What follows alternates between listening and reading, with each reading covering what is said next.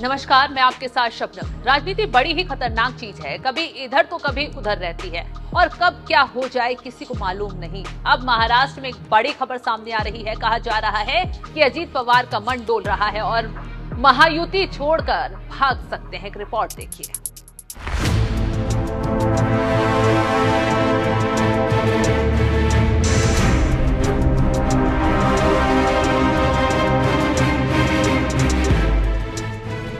महाराष्ट्र की राजनीति में खलबली है और मोदी शाह की जोड़ी को एक राज्य से दूसरे राज्य में झटका लगता दिख रहा है। ऐसे में 4 राज्यों के विधानसभा चुनाव में मोदी शाह घिरते नजर आ रहे हैं। आपने तो वो कहावत सुनी ही होगी, अगर नींव मजबूत नहीं होगी तो घर या मकान कमजोर ही बनेगा। ऐसे में महाराष्ट्र में मोदी शाह ने ताकत का इस्तेमाल करके पहले उद्धव ठाकरे को गिराया, फिर शिवसेना और एनसीपी को तोड़कर खत्म किया। उसके बाद सरकार बना ली, लेकिन मुद्दों पर अजीत पवार और शिंदे भिड़ते रहे।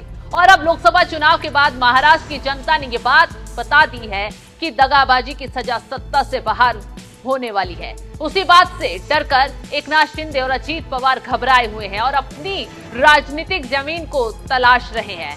इसी उठापटक में अब अजीत पवार मन बना चुके हैं कि महायुति में नहीं रहना है। ऐसे में अब अजीत पवार मीडिया की सुर्खियां बने रहे हैं।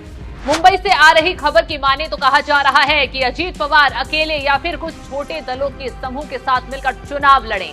अजीत पवार पिछले काफी दिनों से एनसीपी अजीत गुट की रीबॉन्डिंग कर रहे हैं और इसी के लिए जनता में अपनी साख को बनाने और मजबूत करने के लिए महाराष्ट्र में जन सम्मान यात्रा निकाल रहे हैं और राहुल गांधी की तरह लोगों से मिल रहे हैं। इसी कारण कहा जा रहा है कि अगर अजीत भागते हैं तो महाराष्ट्र में एक बार फिर से समीकरण गड़बड़ा सकते हैं। देखना होगा कि क्या होता है।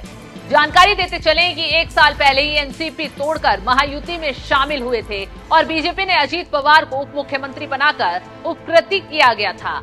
जानकारी देते चलें कि 1 साल पहले ही एनसीपी तोड़कर महायुति में शामिल हुए थे अजीत पवार और बीजेपी ने अजीत पवार को उप मुख्यमंत्री बनाकर उन पर मानो एहसान कर दिया। इसके साथ ही मंत्री पद भी मिला, लेकिन लोकसभा चुनाव ने अजीत पवार को जनता ने सबक सिखा दिया, जिसका नतीजा ये हुआ कि सहयोगी ताने मारने लगे। बीजेपी नेता और डिप्टी सीएम देवेंद्र फडणवीस ने यह खुद स्वीकार किया है। इससे अजीत दादा काफी दुखी हुए हैं और अब छटपटाते हुए भागने की तैयारी कर रहे हैं। इसके साथ ही साथ ये भी कहा जा रहा है कि अजीत पवार महायुति में घुटन महसूस कर रहे हैं। राजनीतिक विश्लेषकों का कहना है कि अजीत पवार जब गठबंधन में गए तो फायदा कम नुकसान ही नुकसान हुआ।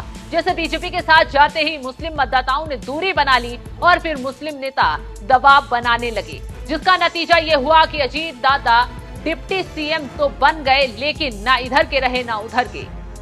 इसलिए अब पछताकर अपना करियर बचाते हुए बीजेपी से दूरी बना रहे हैं। देखना होगा कि आगे क्या होता है और कब अलग रास्ता अजीत पवार अपनाते हैं, ये देखना बेहद दिलचस्प होगा। फिलहाल आपको क्या लगता है कि अजीत पवार बीजेपी से नाता तोड़ पाएंगे या फिर कोई और रास्ता तलाशेंगे? कमेंट कर अपनी राय जरूर बताएं।